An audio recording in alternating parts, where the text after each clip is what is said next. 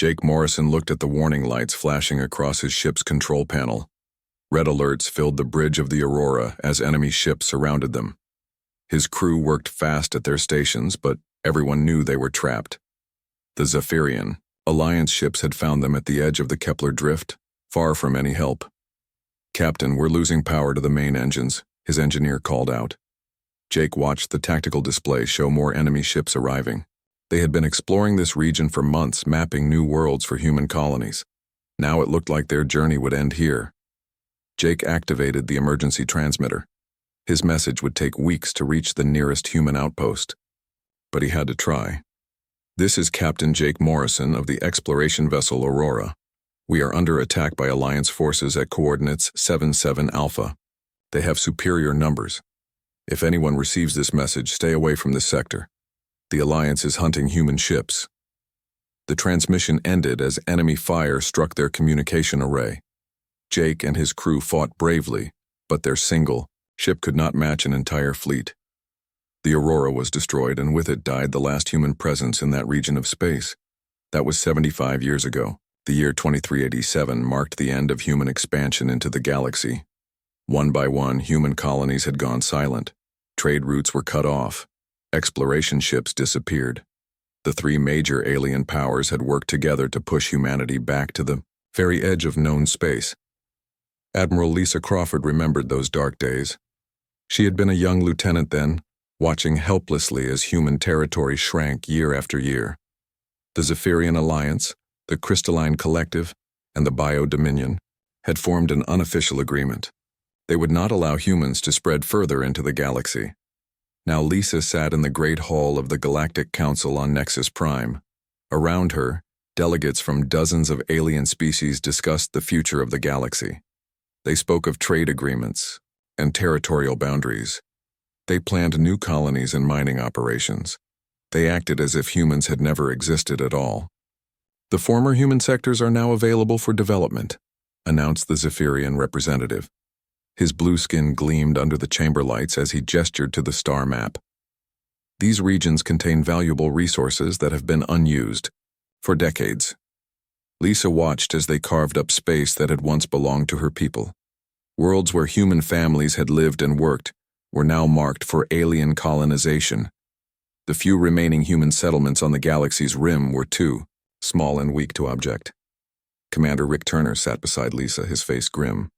He represented humanity on the exploration committee, but his voice carried little weight. The other delegates barely acknowledged his presence. When he tried to speak about human claims to certain systems, they would change the subject or call for breaks. "They act like we were never here," Rick whispered to Lisa during one such break. 75 years of human history, and they want to pretend it never happened.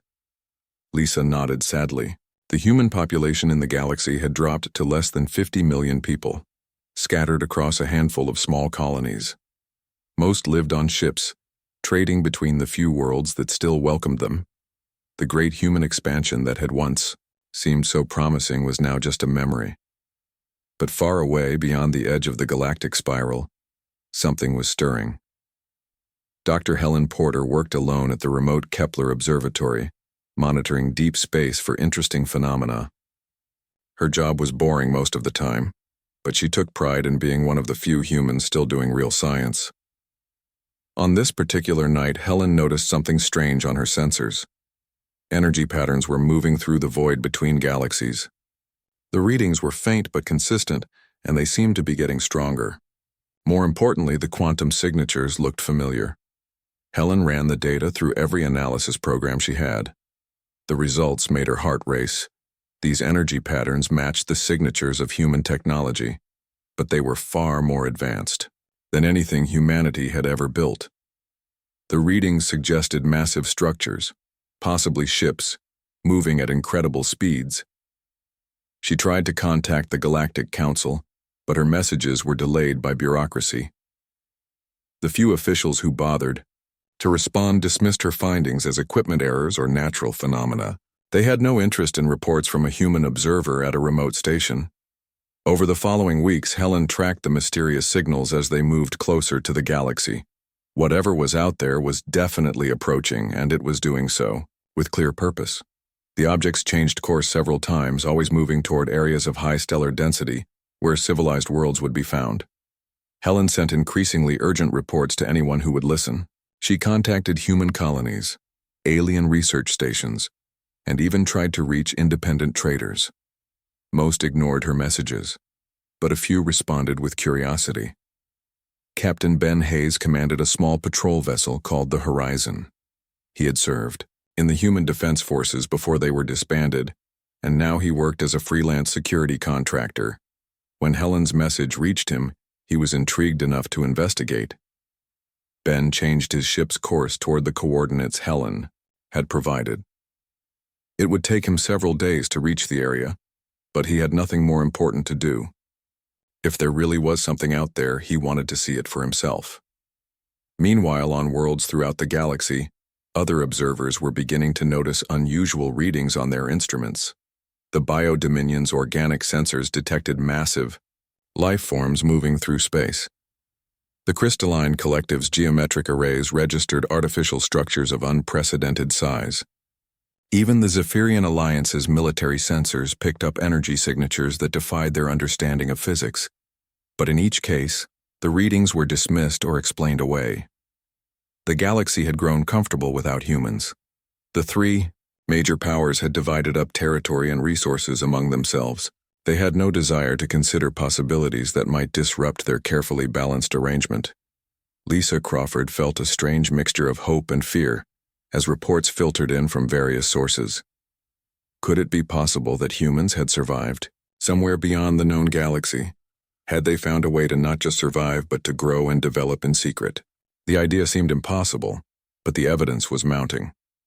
Rick Turner gathered what information he could from his contacts in the Exploration Committee.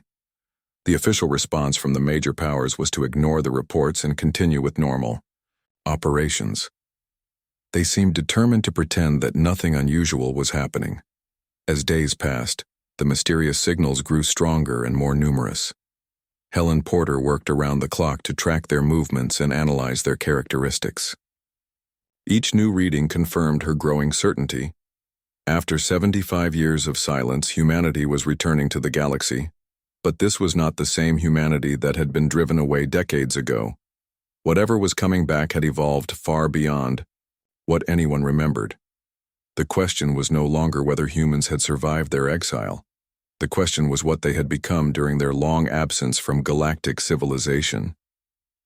3 months had passed since Dr. Helen Porter first detected the strange energy patterns. Now the reports were coming from everywhere. Outer colonies sent panicked messages about massive objects appearing in their space. Trade routes were disrupted by encounters with unknown vessels.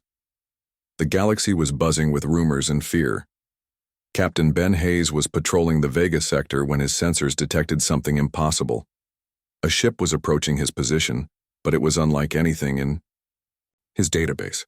The vessel was enormous, stretching nearly 50 kilometers from bow to stern. Its hull seemed to shimmer with energy fields that made it difficult to focus on. "Commander Collins, are you seeing this?" Ben called to his second-in-command. Amy. Collins was studying the tactical display with wide eyes. She had served on military vessels for 20 years, but nothing had prepared her for this sight. "Captain, that ship is bigger than most space stations," Amy replied. "And those energy readings are off the charts. Whatever powers that thing could light up an entire planet." Ben tried to hail the massive vessel. Standard communication protocols failed to establish contact. The ship seemed to ignore their attempts completely. It moved through space with smooth precision, scanning everything in the system before preparing to leave. Just as the giant ship was about to jump to hyperspace, a transmission came through. The voice was clear and spoke perfect English with no accent at all. "This is Admiral Frank Murphy of the Terran Deep Fleet. We have returned to reclaim what was taken from us." The transmission cut off immediately. The massive ship vanished into hyperspace, leaving Ben and his crew staring at empty space. They sat in shocked silence for several minutes before Amy spoke. "Did he say Terran Deep Fleet? As in human?" she asked. Ben nodded slowly. That was definitely a human voice. But that ship, our people never built anything like that. It was more advanced than anything the major powers have. Similar encounters were being reported across 12 different sectors. Human ships of incredible size were appearing without warning. They would scan entire systems, catalog all planets and space stations, then disappear before anyone could make proper contact. On Nexus Prime, the Galactic Council was in emergency session. The three major powers that had spent decades pushing humans to the edge of the galaxy now faced an uncomfortable reality. The humans they had exiled were not only alive, but had returned with technology far beyond anything they possessed. General Paul Martinez of the Zephyrian Alliance stood before the council chamber. His blue skin had turned pale with worry as he presented his intelligence reports. "These human vessels demonstrate capabilities we cannot match," he announced. "Their energy cores are more powerful than our largest battleships. They can appear anywhere in the galaxy without warning. Most disturbing of all, they seem to know exactly where to find our most important installations." The crystalline collective representative spoke in harmonious tones that echoed through the chamber. "Our geometric analysis indicates these ships follow patterns unknown to our science. They move through space as if the normal rules of physics do not apply to them. Even the Bio-Dominion, usually confident in their organic technology, seemed troubled." Their delegate shifted nervously as she reported, "Our living sensors detect vast artificial intelligences aboard these vessels. The humans have created machines that think and learn at levels we thought impossible." Lisa Crawford listened to these reports with growing amazement. The same aliens who had dismissed humanity as primitive and dangerous were now terrified of human capabilities. She tried to hide her smile as the council members argued about what to do. The reports kept coming in. Human fleets were visiting former human colonies and finding them occupied by alien settlers. But instead of attacking, the humans simply observed and recorded everything before moving on. They seemed to be taking inventory of what had been lost during their absence. Commander Rick Turner had received several messages from his contacts throughout the galaxy. Independent traders reported seeing human ships near important trade routes. Mining operations found themselves being watched by silent vessels that appeared from nowhere. Even the heavily defended core worlds were experiencing visits from these mysterious human fleets. "They're not being aggressive," Rick told Lisa during a private meeting, "but they're definitely making a statement. Every major power in the galaxy knows the humans are back, and they know we have capabilities they can't match." On the outer rim, more detailed reports were coming in. The human ships were not alone. Each massive vessel was accompanied by smaller craft that were still larger than most alien warships. The fleets moved with perfect coordination, suggesting years of training and preparation. Dr. Helen Porter continued to track the human vessels from her observatory. Her data showed that the returning fleets had come from multiple directions, approaching the galaxy from several points beyond the outer spiral. This suggested that humans had not simply survived in one hidden location, but had spread throughout the space between galaxies. The technology the humans displayed was decades ahead of anything the major powers possessed. Their ships could jump incredible distances without using traditional hyperspace lanes. They generated energy fields that interfered with alien sensors and communication systems. Most impressively, they seemed able to appear and disappear at will, as if they controlled space itself. Captain Hayes found himself assigned to investigate more human sightings. Each encounter followed the same pattern. Massive human ships would appear in a system, conduct detailed scans of everything present, then leave after delivering a brief message. The messages were always similar. Humanity had returned and would reclaim what belonged to them. Amy Collins studied the reports from other encounters. "Captain, they're being systematic about this. They're not randomly exploring. They know exactly which systems to visit and what to look for. It's like they have detailed maps of everything that's happened since they left." This observation troubled the alien powers even more. How could humans who had been away for 75 years know so much about current galactic affairs? The answer suggested either incredible intelligence networks or technology that could observe events across vast distances. The Bio-Dominion tried to intercept one of the human fleets using their fastest living ships. The organic vessels were designed to adapt to any situation and overcome any obstacle. But when they approached the human formation, their biological systems began to malfunction. The energy fields generated by human ships disrupted the organic technology at a cellular level. The crystalline collective attempted to use their mathematical precision to predict human movements. Their geometric calculations had always allowed them to outmaneuver any opponent, but the human ships moved in patterns that defied their mathematical models. It was as if the humans understood space in ways the collective could not comprehend. The Zephyrian Alliance tried to use their superior numbers to surround a human vessel. They sent an entire battle fleet to intercept one of the smaller human ships. But when they arrived at the coordinates, they found nothing. The human vessel had somehow detected their approach and vanished before they could make contact. As reports of human capabilities spread, other alien species began to take notice. The minor powers that had been oppressed by the three major alliances saw opportunity in humanity's return. If humans could challenge the established order, perhaps there was hope for change. Independent colonies sent messages trying to contact the human fleets. They offered information about alien military installations and trade routes. Some even asked for protection against the major powers that had exploited them for decades. But the humans remained silent except for their brief identification messages.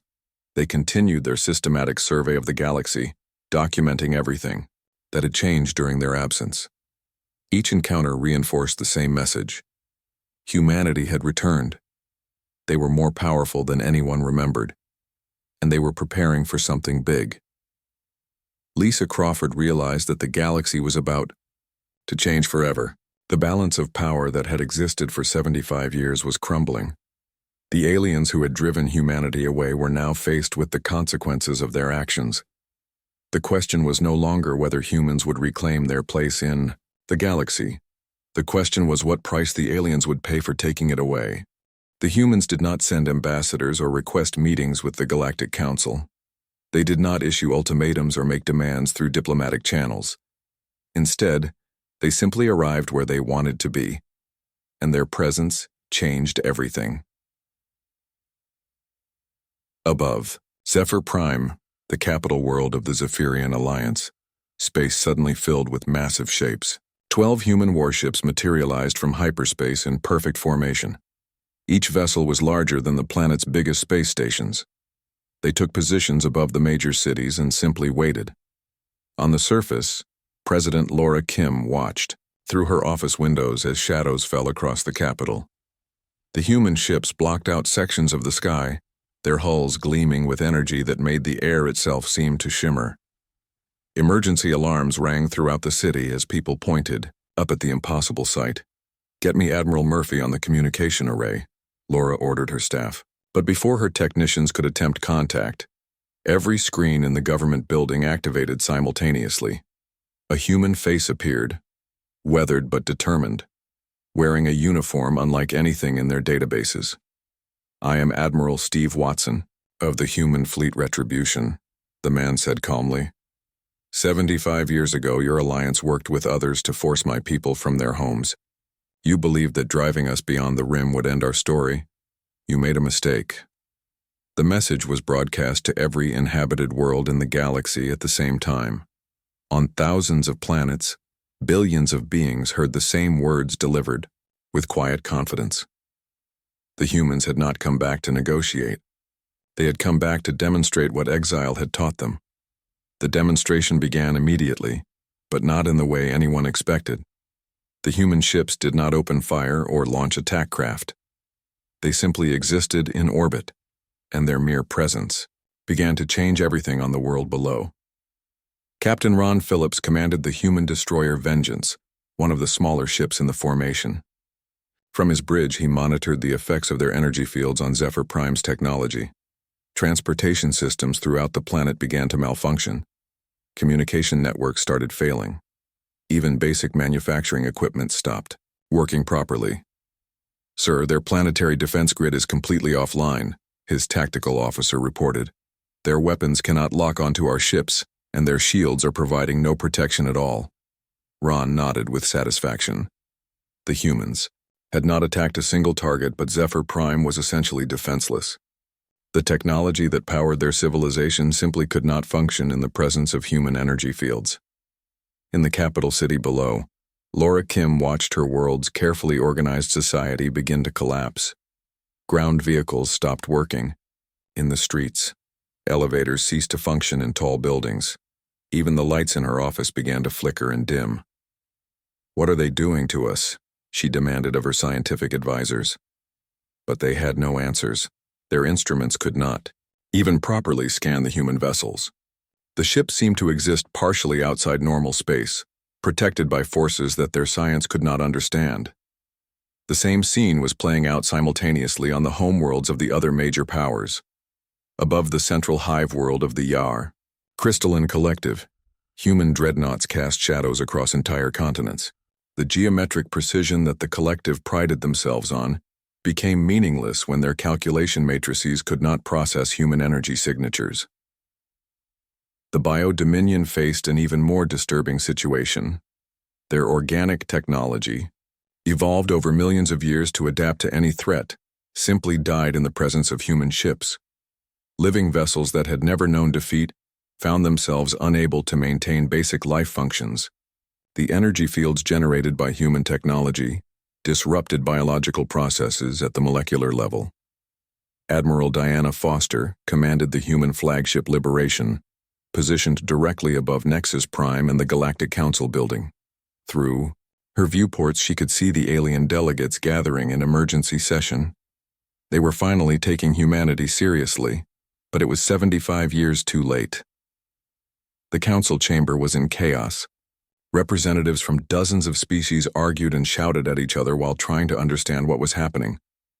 The three major powers that had orchestrated humanity's exile now found themselves completely helpless against human technology.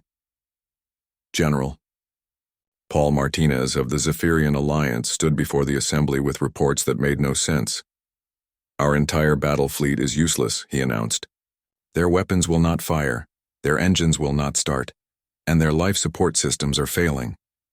The humans have neutralized our military without destroying a single ship." The crystalline collective representative tried to maintain their usual calm demeanor, but harmonic distortion in their voice revealed deep anxiety. "Our mathematical models cannot predict human behavior or capabilities. They operate according to principles that our science declares impossible." Even the Bio-Dominion, usually so confident in their organic supremacy, admitted defeat. "Our living ships are dying simply from proximity to human vessels. Whatever evolution we achieved over millions of years means nothing against their technology." Lisa. Crawford watched the council members panic with a mixture of satisfaction and sadness. These were the same beings who had dismissed human concerns for decades. They had treated her people as primitive upstarts who needed to be controlled or eliminated. Now they begged for understanding and mercy from the very species they had tried to destroy.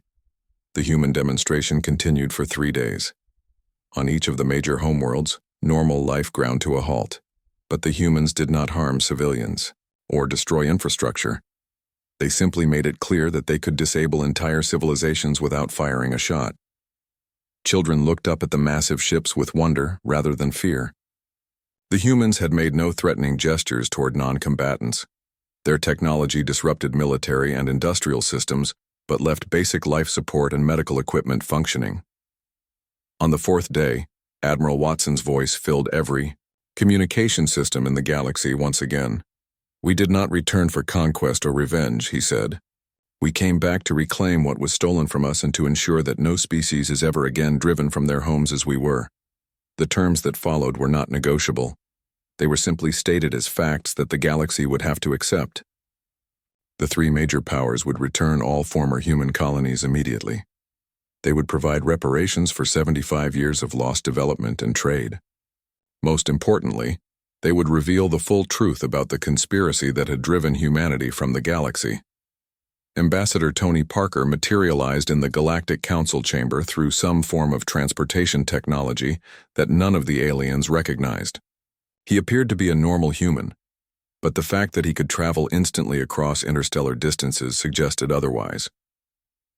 "We know that you worked together to eliminate human presence from this region of space," Tony said calmly. "We know about the sabotaged trade agreements, the destroyed research stations, and the assassination of human diplomats who had been too successful at building alliances with other species. The evidence he presented was overwhelming and undeniable. Documents, recordings, and testimony from sources throughout the galaxy proved decades of coordinated suppression.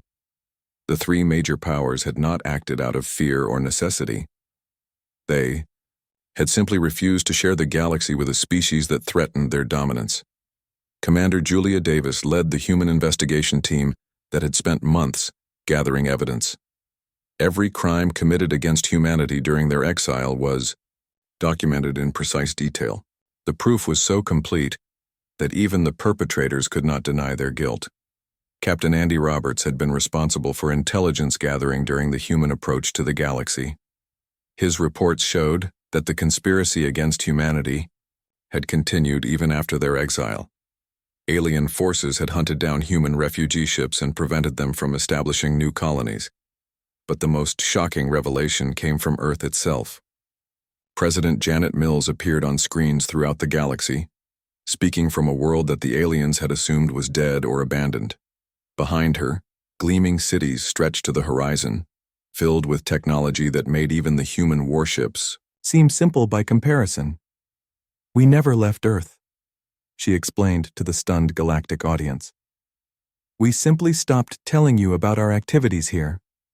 While you celebrated the end of human expansion, we were building something far greater than what we had lost." The planet Earth, thought to be a backwater world at the edge of human territory, was revealed to be the center of an empire spanning multiple galaxies. The humans who had been driven from known space had not simply survived in exile. They had evolved into something far beyond what anyone had imagined possible. The warships hovering over alien worlds were just the smallest part of human capabilities. Behind them stood industrial complexes that could build fleets in days, scientific institutions that had unlocked the secrets of space and time, and populations that had grown and prospered while the rest of the galaxy assumed they were extinct. The Yao demonstration was over. The galaxy understood that the old order had ended forever. Humanity had returned, not as the struggling colonies that had been. Admiral Diana Foster established her command center aboard the massive dreadnought Liberation, which maintained position directly above the Galactic Council building on Nexus Prime. From her quarters, she could see the alien delegates gathering in emergency meetings far below.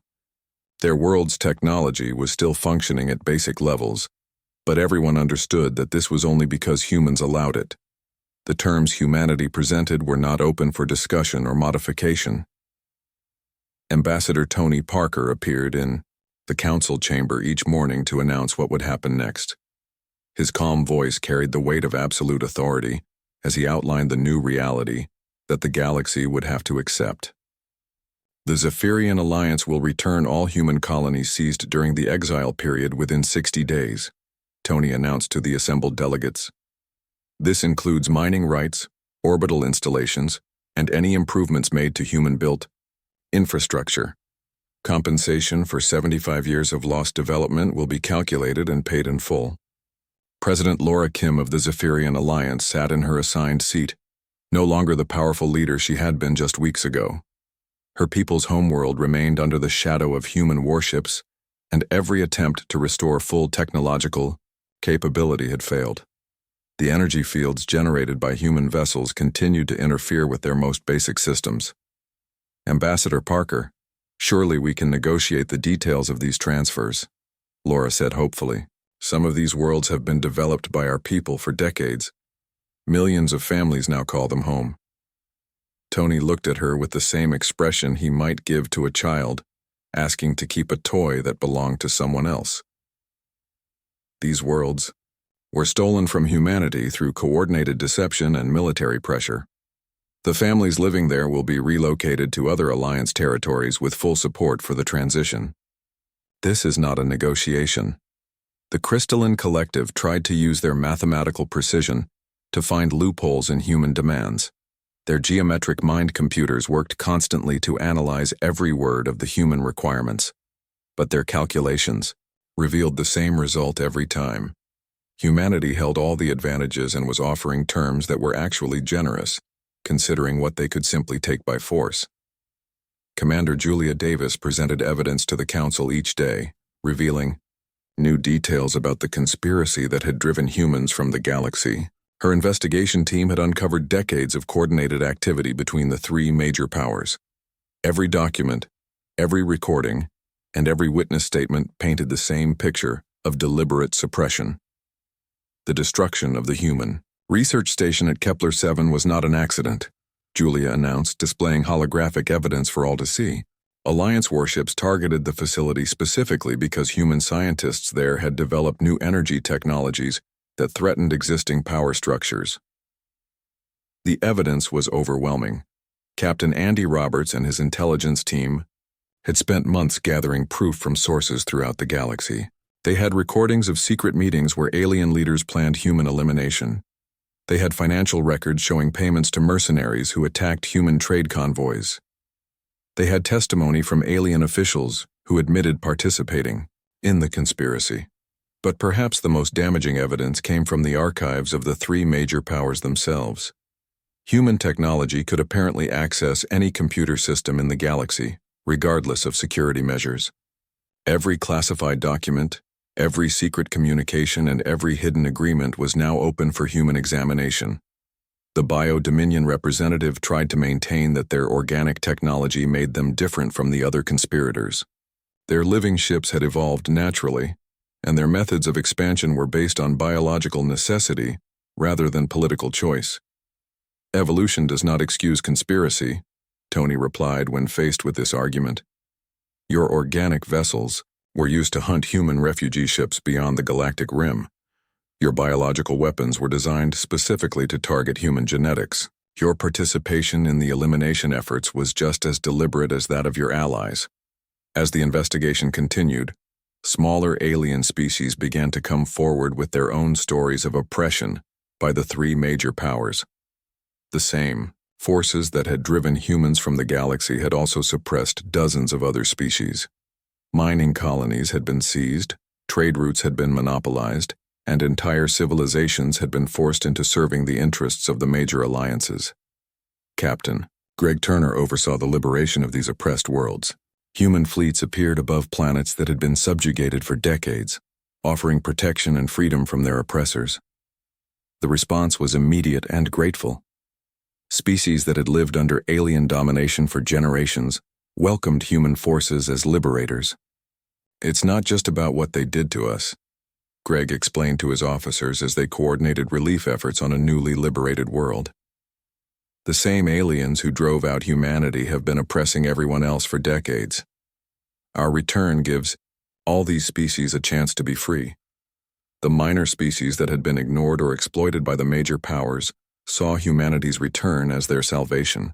They offered information about alien military installations, provided detailed maps of resource locations, and volunteered to join human forces in maintaining galactic peace. On Earth, President Janet Mills addressed the galaxy regularly, explaining how humanity had developed during their exile. The planet that had been dismissed as a primitive backwater was revealed to be the center of technological advancement that spanned multiple dimensions of reality. We did not spend 75 years hiding in fear, Janet explained to the galactic audience. We used that time to explore regions of space beyond your knowledge, to develop technologies you cannot imagine, and to build relationships with civilizations you have never encountered. The truth was staggering. While the major powers had fought over territory within their galaxy, humanity had made contact with species from other galaxies entirely. Human exploration fleets had discovered civilizations that had evolved for millions of years beyond anything the local powers had achieved. More importantly, humanity had learned from their exile experience. They had developed technologies and social systems specifically designed to prevent the kind of oppression they had suffered. Their return was not just about reclaiming lost territory, but about ensuring that no species would ever again face the kind of coordinated elimination that humans had endured. Commander Sally Brooks supervised the reconstruction of Kepler Station, the research facility where much of the anti-human conspiracy had begun. But instead of rebuilding the modest outpost that had been destroyed decades ago, humans constructed a massive space city that served as a hub for interspecies cooperation and scientific advancement. This station will be a symbol of what we learned. During our exile, Sally explained to her construction teams, it will be open to all species dedicated to the kind of research and cooperation that our enemies tried to prevent. The station was designed using human technology that made it virtually indestructible. Its energy shields could withstand direct assault from entire fleets. Its laboratories contained equipment that allowed scientific research at levels previously thought impossible. Most importantly, its location made it a center for trade and communication between species that had never been able to work together before. Admiral Carlos Reeves commanded human exploration fleets that pushed beyond the galactic rim, establishing contact with civilizations the old powers had never dreamed existed. These new allies brought technologies and perspectives that enriched human understanding, while providing powerful support for humanity's position as galactic leaders. The three major powers found themselves relegated to junior partners in their own territory. Their attempts to maintain previous levels of influence failed completely when confronted with human technological superiority. Their military forces were obsolete, their economic systems were inefficient, and their political structures were based on oppression that humanity would no longer tolerate. Some alien leaders tried to negotiate separate deals with humanity, hoping to preserve some degree of independence. But the human response was consistent: full compliance with established terms, complete revelation of past crimes, and acceptance of new galactic structures that prioritized cooperation over domination. President Laura Kim made one final attempt to preserve Zephyrian authority by appealing directly to human leaders. She requested a private meeting with Admiral Foster, hoping to find some compromise that would allow her people to maintain dignity. Diana Foster received the Zephyrian president in a conference room aboard the Liberation. Through the viewport, Laura could see her homeworld spread out below, still shadowed by human warships that could destroy her entire civilization with minimal effort. Admiral, surely there must be some way for our peoples to work together as equals, Laura said desperately. We made mistakes in the past, but we can change. We can be better partners for humanity. Diana looked at the alien leader with something that might have been sympathy. President Kim, you had 75 years to be better partners. You chose instead to eliminate us entirely. Now you will live under human authority until you prove. 6 months after humanity's dramatic return, the galaxy had become a completely different place. The massive warships that had once struck fear into entire civilizations now served as peaceful guardians, their advanced technology solving problems that had troubled galactic society for centuries. Commander Sally Brooks stood on the observation deck of New Kepler Station, watching cargo ships from dozens of species dock at the enormous facility. What had once been a small human research outpost destroyed by alien enemies was now the largest trade and scientific hub in the galaxy. Species that had never worked together before were now collaborating on projects that benefited everyone. Commander, we have another request for human protection, her aide reported. The Andorian Mining Collective wants to establish operations in the Vega sector, but they're afraid of Bio-Dominion interference. Sally nodded and made a note in her personal log. Tell them we'll provide escort vessels for their survey ships. The Dominion won't threaten anyone under human protection. This scene was repeated throughout human territory, which now included most of the galaxy's inhabited systems. Minor species that had lived in fear of the major powers for generations could now pursue their own development with human support and protection. The three former major powers had been forced to adjust to their new status as regional authorities under human oversight. The Zephyrian Alliance still governed their core worlds, but they did so according to human standards of justice and cooperation. Their military forces had been reduced to local security units, and their expansion efforts were subject to human approval. President Laura Kim had been replaced by a coalition government that worked closely with human administrators. The new Zephyrian leadership focused on improving conditions for their own people rather than trying to dominate their neighbors. It was a difficult adjustment for a species that had considered themselves natural rulers, but they were learning to find satisfaction in internal development rather than external conquest. The crystalline collective had perhaps adapted most easily to the new order. Their mathematical minds had quickly calculated that cooperation with humanity provided far better outcomes than resistance. They had volunteered to share their geometric technologies with human scientists, leading to advances that benefited both species. The Bio-Dominion faced the greatest challenges in adapting to human authority. Their organic technology was fundamentally incompatible with human energy fields, forcing them to develop entirely new approaches to space travel and industry. But human scientists were helping them find ways to modify their biological systems to work in the new galactic environment. Admiral Carlos Reeves commanded the human exploration fleets that continued pushing into unexplored regions beyond the galactic rim. His ships had established contact with 12 new civilizations, each one eager to join the growing network of species under human protection. "We're not building an empire in the old sense," Carlos explained to his officers during a briefing. "We're creating a community where every species can develop according to their own nature while contributing to the greater good." The new civilizations brought amazing technologies and perspectives that enriched human understanding of the universe. One species had developed methods of communication that worked faster than light, without requiring any technology at all. Another had learned to manipulate gravity in ways that made traditional starships unnecessary. But perhaps the most important discovery came from a species that had been watching galactic affairs for millions of years. They revealed that the pattern of major powers oppressing smaller species had repeated many times throughout galactic history. Humanity's intervention had broken a cycle of domination that had prevented true civilization from developing. Captain Sue Palmer had been appointed governor of New Terra, one of the first human colonies to be returned from alien occupation. She oversaw the transition as human families returned to homes their grandparents had been forced to abandon. But the colony that welcomed them back was far more advanced than what their ancestors had left behind. "We're not just rebuilding what we lost," Sue told the returning colonists during a welcome ceremony. "We're building something better than what existed before. This colony will be a model of cooperation between humans and the alien families who lived here during our absence." The integration process was not always smooth. Some humans wanted revenge against the aliens who had taken their worlds. Some aliens feared punishment for occupying human territory, but human leadership remained firm in their commitment to justice over vengeance.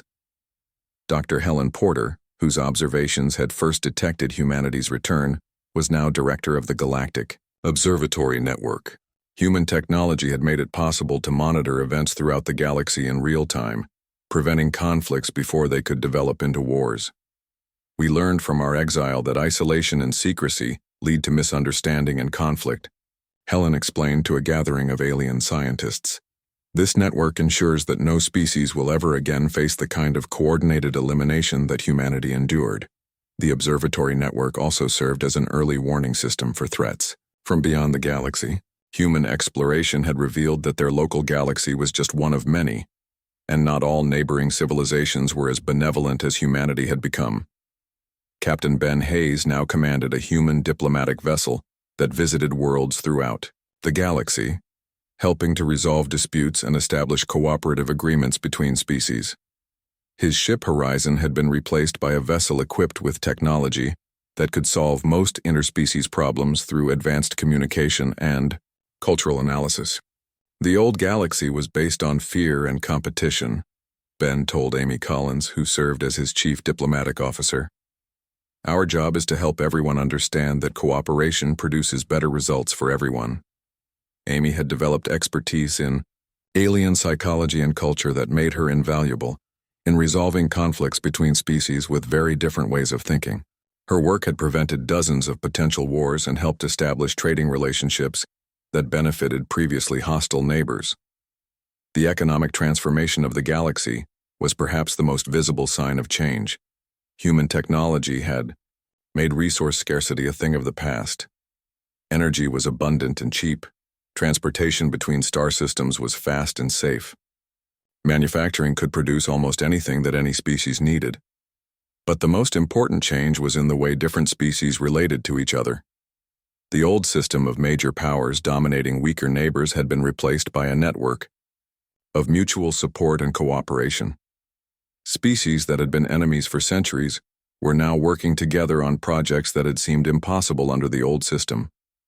Admiral Lisa Crawford had been elected as the first human president of the Galactic Council. The same chamber where she had once sat as a powerless observer now served as her office for governing galactic affairs. The aliens who had once dismissed her opinions now competed for her attention and approval. "We didn't return to the galaxy, seeking revenge," Lisa told the assembled delegates during her inaugural address. "We came back to ensure that no species would ever again face the kind of systematic oppression that we endured. The new galactic order will be based on justice, cooperation, and mutual respect." The council itself had been completely reorganized. Instead of being dominated by the three major powers, it now included representatives from every species in the galaxy. Decisions were made through consensus and compromise, rather than through threats and intimidation. Commander Rick Turner, who had once been humanity's lone voice on the Exploration Committee, now directed galactic exploration efforts that included ships from dozens of different species. The same aliens who had once prevented human expansion now contributed to exploration fleets that were mapping new regions of space and making contact with previously unknown civilizations. In schools throughout the galaxy, children of many species learned about the period known as the human exile. They studied how systematic oppression had driven one species from the galaxy, and how that same species had returned stronger and more capable than anyone had imagined possible. The lesson was clear. Societies that tried to eliminate competition and diversity ultimately weakened themselves.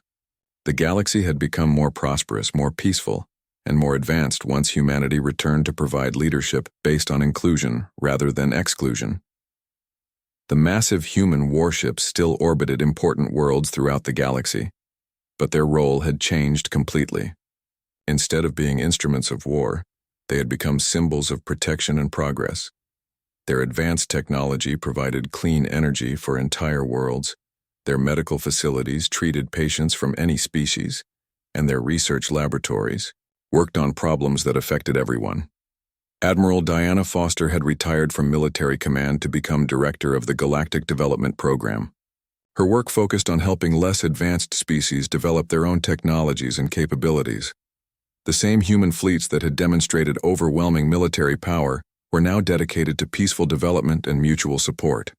Our experience taught us that true strength comes from helping others become stronger, Diana explained to a group of young officers from